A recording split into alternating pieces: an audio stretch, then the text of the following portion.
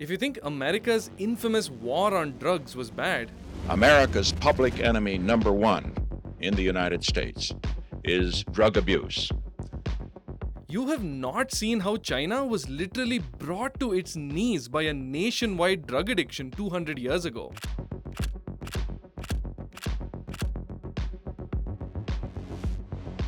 In May 1839, the Chinese Empire had finally had enough of the British. Chinese officials went to British merchants and demanded that they surrender their entire stock of drugs, 20,000 boxes or 1.3 million kilograms of pure Indian opium. For the last 40 years, China had been fighting a losing battle to this foreign narcotic. The Chinese population had been growing more and more addicted to smoking opium, to the point where the economy was collapsing and 1 in 4 adult males were severe opioid addicts. There was only one solution to this: ban all imports of opium and kick the British out of China. The Chinese commissioner ordered his men to carry all 20,000 boxes to the beach, where he publicly destroyed every last kilogram of opium and tossed it into the ocean just to teach the British a lesson. But what they didn't realize was that this one incident would set off a domino effect of events that would escalate into 2 full-blown wars between China and the world's most powerful corporation, the East India Company. It would result in the complete subjugation of the Chinese people and the devastation of the agricultural economy in India. This 19th century war on drugs would ultimately cause a total political collapse in China and eventually a renaissance that would lead to the birth of the Chinese Communist Party that rules Asia's greatest superpower today. Now, I don't want to blindly blame the British without giving you the proper context. Opium had been produced in Asia from way before Europeans ever got here. Poppy flowers were brought to India and China by Arab traders nearly 1,000 years ago, and Indians began growing it as a cash crop all across North India. In fact, the Mughals used to drink opium-based concoctions to relax and get high, and many people even believed that the drug had medicinal effects. Even in China, where opium had a reputation for making people stupid and lazy, it was still consumed by the upper classes and royalty for its supposed health benefits. But in the 17th century, something new was on the horizon. The Portuguese introduced this fascinating new plant from South America called tobacco. Smoking tobacco became all the rage in China, and they even began growing it locally. But the real fun began when people figured out you could take a tobacco leaf, dip it in opium syrup, and roll it into little balls that could be placed in a smoking pipe. Suddenly, consuming opium was a social event where you could sit around a hookah with your buddies and get high together. But opium was always on shaky ground with the law in China. The government never approved of using drugs, and the emperor tried to ban it on several occasions. So it was usually traded on the black market. Opium dealers would bribe corrupt Chinese officials who'd look the other way while the product was secretly smuggled in through legitimate trade networks. Many people didn't like it, but at least the drug problem was just a minor nuisance, nothing to really be worried about. But all that would change with the arrival of the East India Company. By the 18th century, the Chinese had already gotten a taste for Indian-grown opium, which was said to be some of the highest quality in the world. Portuguese and Dutch traders had been shipping opium from Bengal and Bihar to Chinese ports, where local smugglers would take the product deeper into the empire. But here's the annoying thing about China. Europe desperately wanted to buy Chinese products like silk, tea, and porcelain, but China wasn't super interested in European goods. It's not like Europe had a ton of natural resources, and even their new technological innovations like the telescope and microscope were seen as mere novelties, and the market for such items in China was pretty insignificant. So, while the Europeans were emptying their supplies of silver every year buying all these high-demand Chinese goods, the Chinese weren't really buying anything from them. And for a country like Britain, which had developed a ravenous appetite for Chinese products, the trade deficit was getting really bad. So when the British East India Company arrived on the scene, they were looking for a way to solve this imbalance. While the Chinese reveled in their opium, Britain was nursing a different sort of addiction: tea drinking. In the late 18th century, they were importing 10 million kilos of tea from China every single year. They urgently needed something, anything that the Chinese wanted to buy, or they'd be staring down the barrel of bankruptcy. Now, let's just go back to India for a second, because some very interesting new developments were taking place here. By the early 1700s, 4 European powers had firmly embedded themselves in the Indian trade network: the Dutch, the Portuguese, the French, and the British, all of whom were buying and selling Indian textiles and spices. But what if one of them were to dominate the other three, strike favorable deals with local rulers, and drive the competition out of India? This is the grand political game that all 4 European powers were playing, forming strategic alliances with local kings and nawabs, where the Europeans would bribe the Indian rulers and give them trained soldiers to fight in the king's army, while they in exchange would get free trading rights in that kingdom. Over time, the Dutch and Portuguese lost much of their influence in India, and the British finally defeated the French after 3 successive Carnatic wars. In the span of just 5 decades, the British East India Company had gone from a minor trading partner to an unstoppable behemoth that had defeated the Mughal Empire and acquired the rights to extract all revenue from Bengal, Bihar, and Orissa, which were some of the most lucrative regions in the whole country. Remember that whole trade deficit thing with China, where the British were trying to figure out what they could export in exchange for Chinese tea? Well, as luck would have it, Bengal and Bihar were famous for producing some of the highest quality opium in the world. And what the British would end up doing next would irrevocably change the course of history for nearly 500 million Indians and Chinese.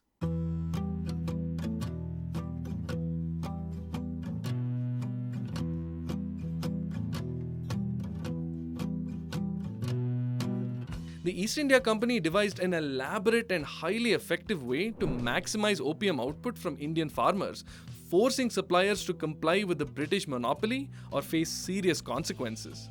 If that sounds suspiciously like what Mexican drug cartels do today, that's because it is. The British were running a completely legal, state-sanctioned drug trade where they controlled every step of the process. Let me show you the journey of opium as it went from Indian farms to Chinese opium dens. First, officers of the EIC went to Indian farmers and paid them an advance to start growing opium instead of less useful crops.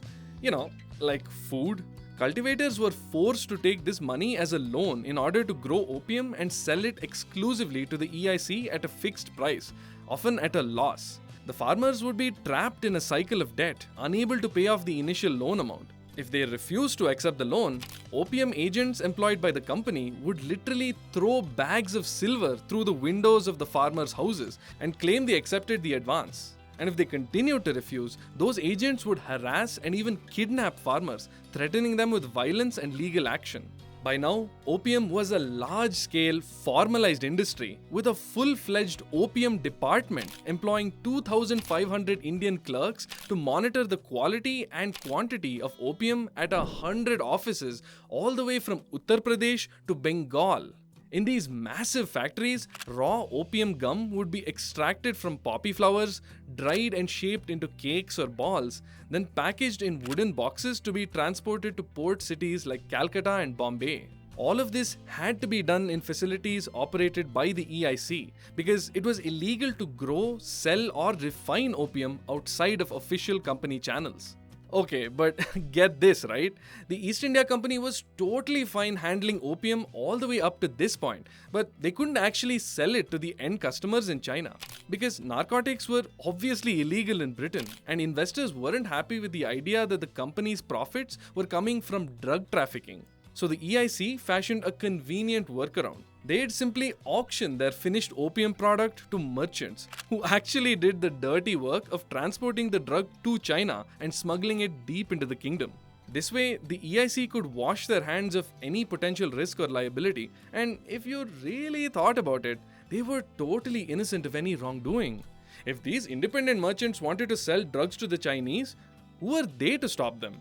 Merchant ships carrying tons of opium made the long voyage from Calcutta to a cluster of islands just off the coast of Gwangju, or Canton as it was known back then.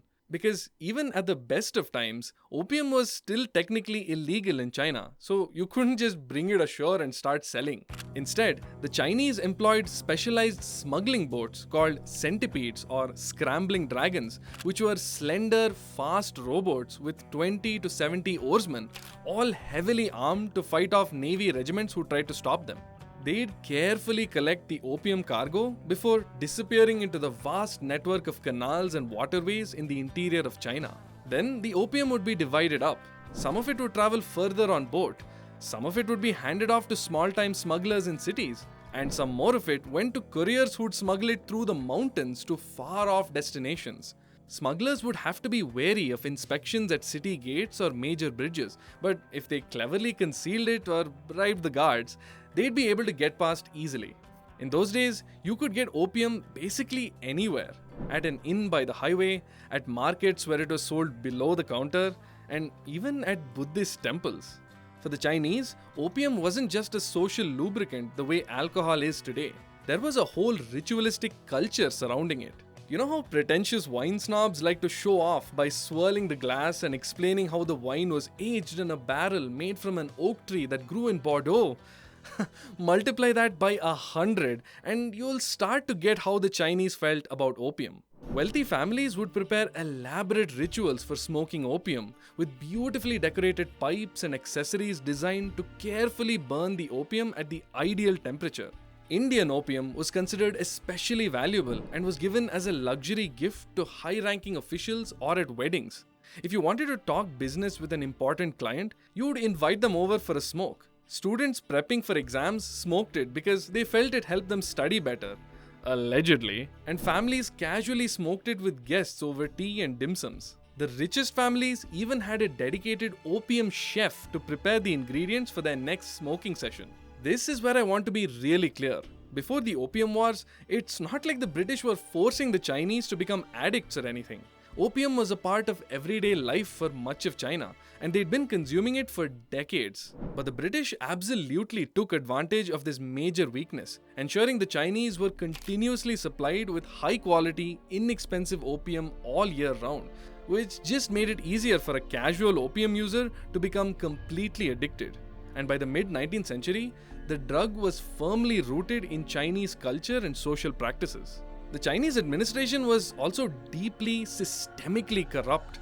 British merchants and Chinese smugglers could quite easily bribe officials of the Qing Empire, paying them to look the other way while they sold off tons of opium each day. There was simply too much money to be made for everyone involved, and Chinese law enforcement was just as embroiled in the drug trade as everyone else.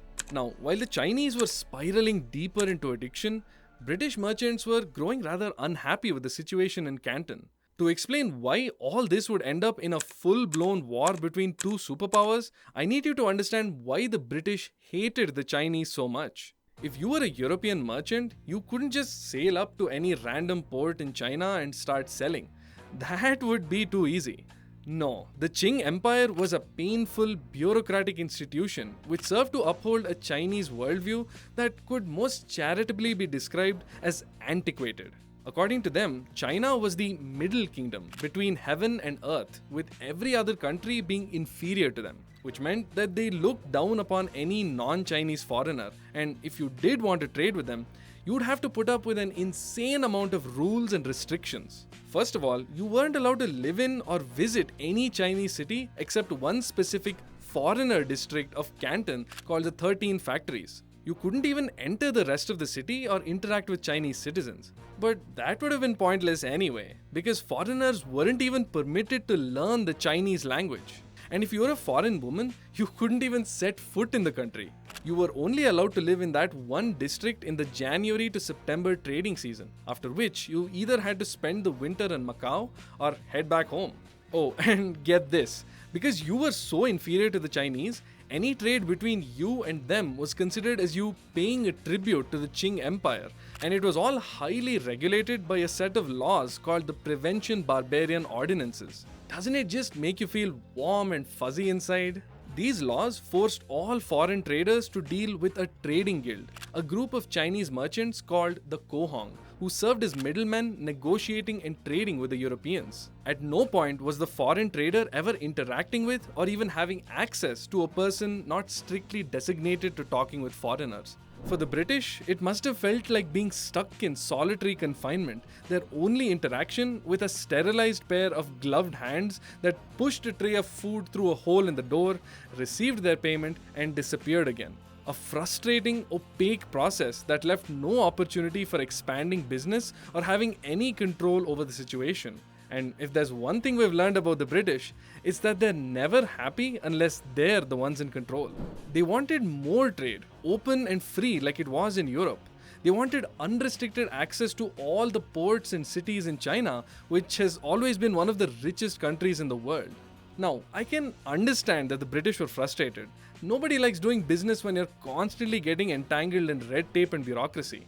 But what's so hypocritical of the British is that they were calling the Chinese arrogant while at the same time being fully convinced that British culture and trading policies should be the default around the world.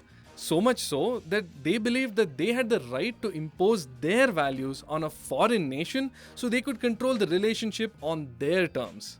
If that sounds familiar, it's because that's the same kind of thinking that drove the United States to start the Vietnam War.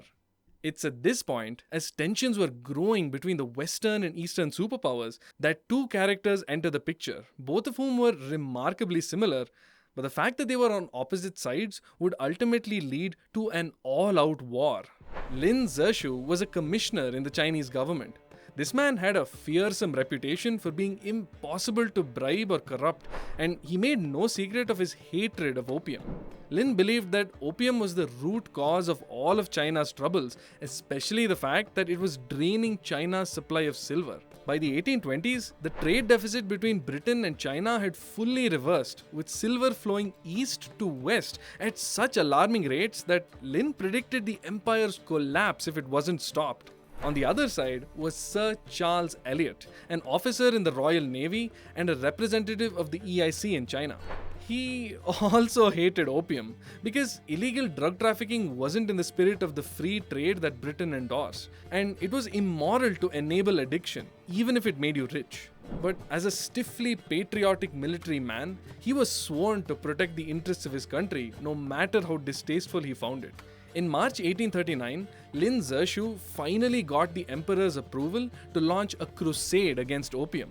He stormed into Canton, arresting Chinese dealers en masse, confiscating thousands of opium pipes, and blockading the part of the city occupied by foreigners. He demanded them to give up every last bit of opium they had if they wanted to retain their trading relationship with China. The British traders refused to back down. They were sitting on a stockpile of 20,000 chests of opium worth £2 million sterling. Who was going to pay for all that?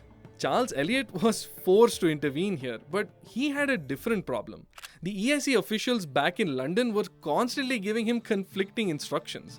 First, they would tell him that he needs to sweet talk the Chinese into giving the British some concessions.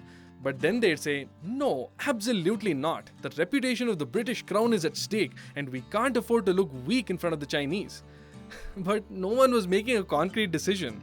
Imagine Elliot's frustration, stuck in a tiny district of a foreign city, unable to leave, struggling to communicate with government officials in a language he didn't speak, trying to justify selling drugs to the Chinese while he was receiving contradictory orders from superiors on the other side of the world who were completely out of touch with events beyond the borders of London.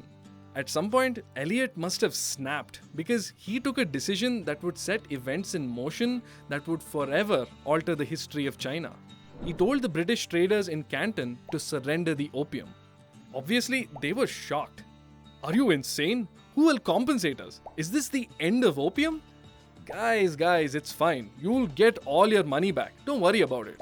How can you be so sure? Let's just say Queen Victoria herself gives you her guarantee. In one move, Charles Elliot had turned a quarrel about opium between Chinese officials and the British merchants into an international dispute over £2 million between the Chinese emperor and the British crown. Suddenly, the question of banning opium went from an economic decision to a matter of state. No matter what happened now, the British would be forced to take some kind of action and the Chinese would be forced to respond. In May 1839, Elliot personally surrendered nearly 1.5 million kilograms of opium to Lin Zexu, who must have thought that this whole sordid affair was over at last and that he could finally get that promotion and go home. It would take him 3 weeks to completely destroy every last crate of opium, tossing it into the ocean, contaminating it with lime to prevent any bystanders from trying to scavenge a few boxes, and offering a prayer of apology to the sea goddess for polluting her home. But little did he know that within a year, he'd be fired from his job by the emperor himself, even as the kingdom was being held hostage by a foreign army. Back in London, the British government was freaking out. Not only was the whole opium merchant community demanding compensation for their huge losses, but the Chinese had specifically made one demand that greatly complicated matters. Lin Zexu had said that in order to allow British merchants to resume trading in China, they would have to sign a deal promising to abide by Chinese laws and never attempt to sell opium again. If the British agreed to this, they'd also be agreeing to operate under Chinese laws, which would force them to continue trading only in Canton, forever denying them access to the interior of China. And as we learnt, that was something that the British desperately wanted. And besides, the government was in no position to afford £2 million to repay the merchants. The only solution left was to make the Chinese compensate the very men who were trafficking drugs into China. That could only mean one thing. Britain was declaring war.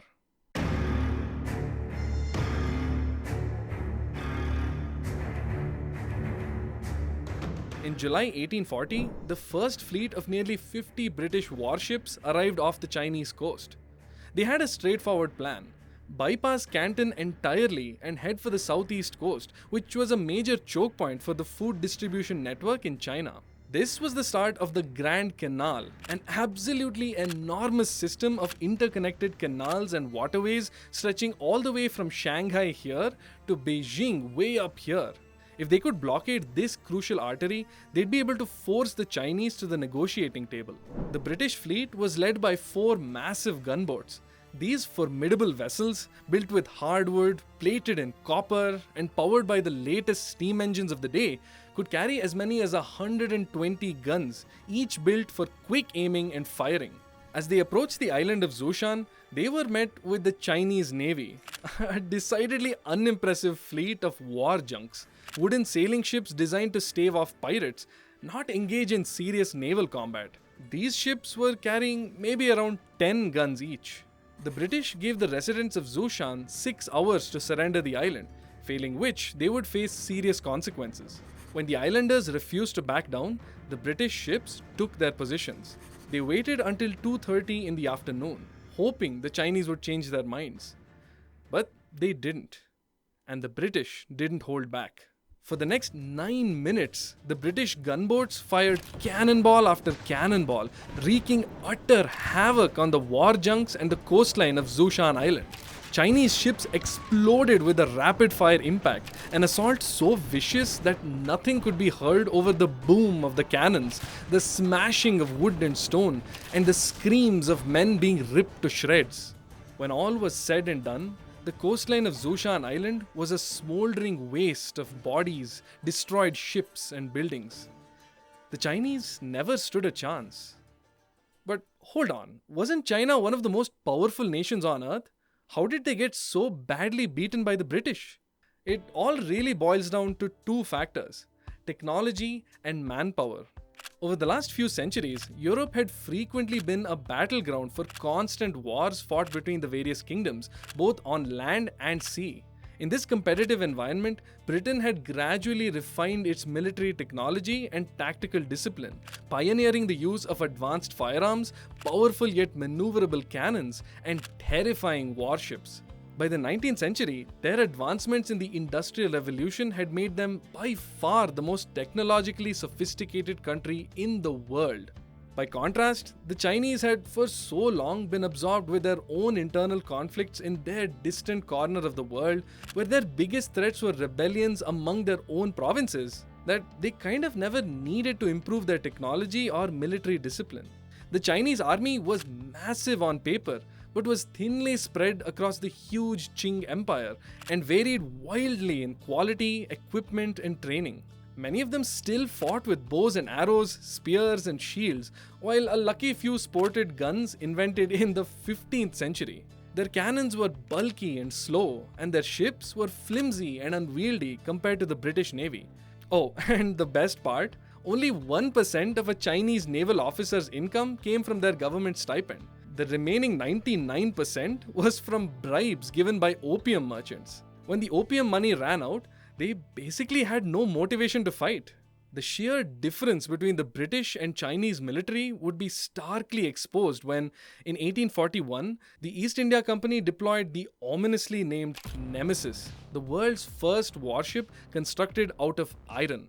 The Chinese, who referred to it as the Devil Ship, could barely dent the damn thing, while it rained hellfire on them from its 6 giant guns and a rocket launcher, using 260 horsepower steam engines to chase down fleeing enemy vessels. If we're being perfectly honest, the Opium Wars were more like a massacre.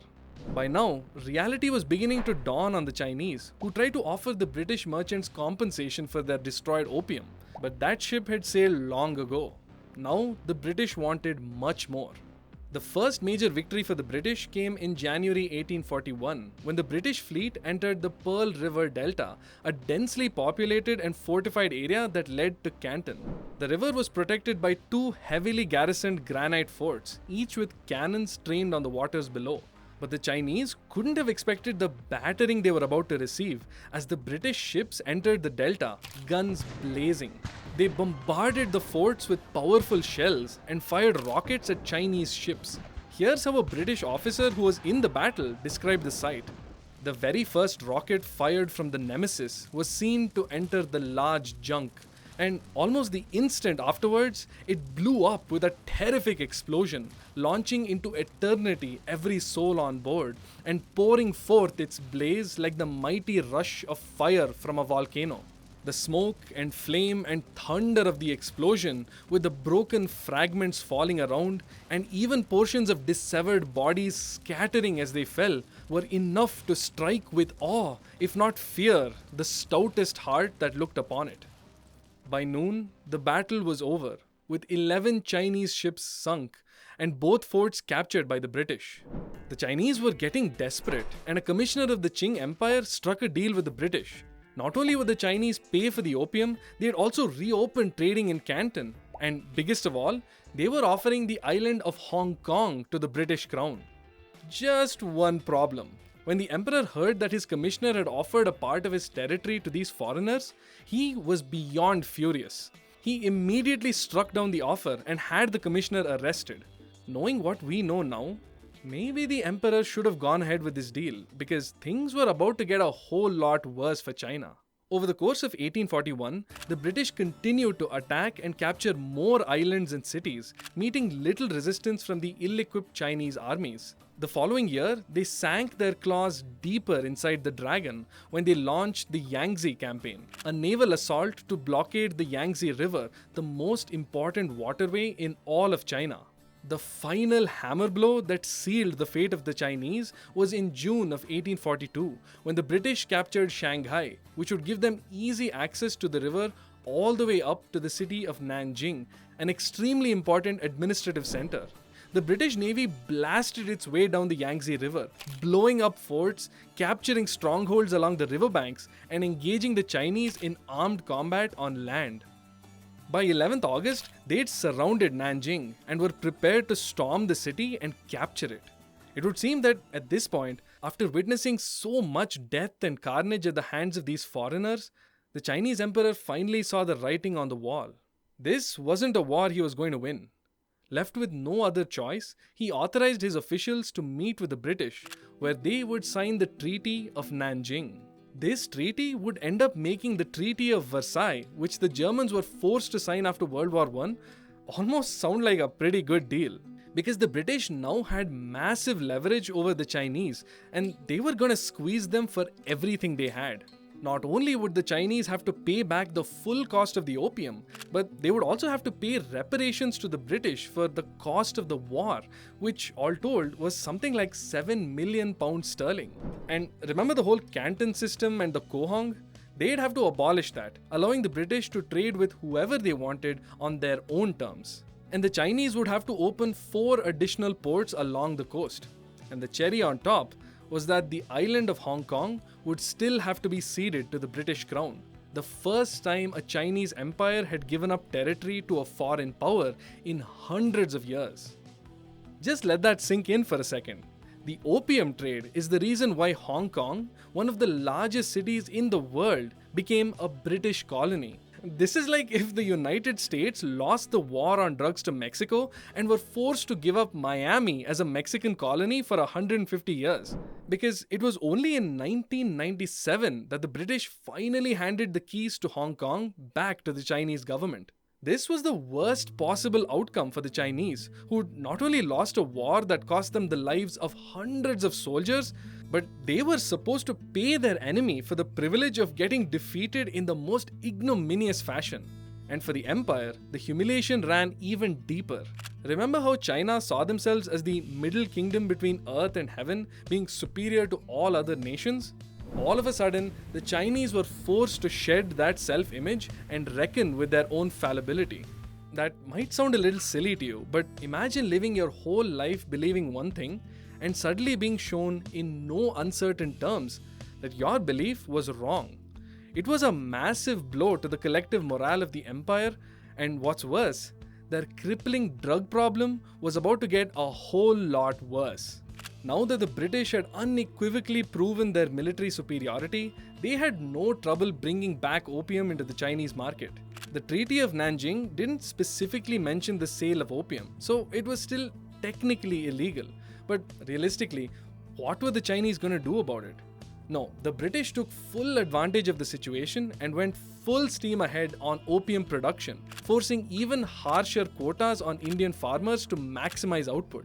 After the first Opium War, addiction rates in China doubled and the imports surged like crazy. Recall that Zexu had destroyed 20,000 chests of opium, which was 1.3 million kilograms. By 1846, imports had doubled to 40,000 chests, and by 1879 had more than quadrupled at 87,000 chests of opium imported every single year. That's the weight of 10 fully loaded Airbus A380 jumbo jets worth of drugs being produced by the British and consumed by the Chinese every single year. The sheer scale of this supposedly illegal drug trade was simply staggering. But it didn't stay illegal very long. After a seemingly minor incident between the Chinese and British in 1856 sparked the Second Opium War, the British teamed up with their old rival, the French, to attack China once more. This time, they not only captured Canton, but went so far as to sack the capital city of Beijing, threatening to topple the empire itself. After begging for peace, the Chinese were forced to sign yet more treaties, which gave Britain and France the right to establish embassies in China, open up 10 more ports for trade, allow all commercial ships to freely navigate the Yangtze, and give foreigners free access to enter China's interior. This time, the British made sure to acknowledge the real bone of contention by forcing the Chinese to once and for all legalize the opium trade. Now, there was nothing to stop the British from fully capitalizing on their narcotic monopoly. This period is what China refers to as its century of humiliation, as sovereign rights were stripped away from the country and they could do nothing to resist the spread of opium throughout the nation. And let me tell you, there has never been any point in human history where so many people from one nation were so utterly crippled by drug addiction. The Chinese had become so chemically dependent on the substance that they'd experience debilitating withdrawal symptoms if they tried to quit. And why would they?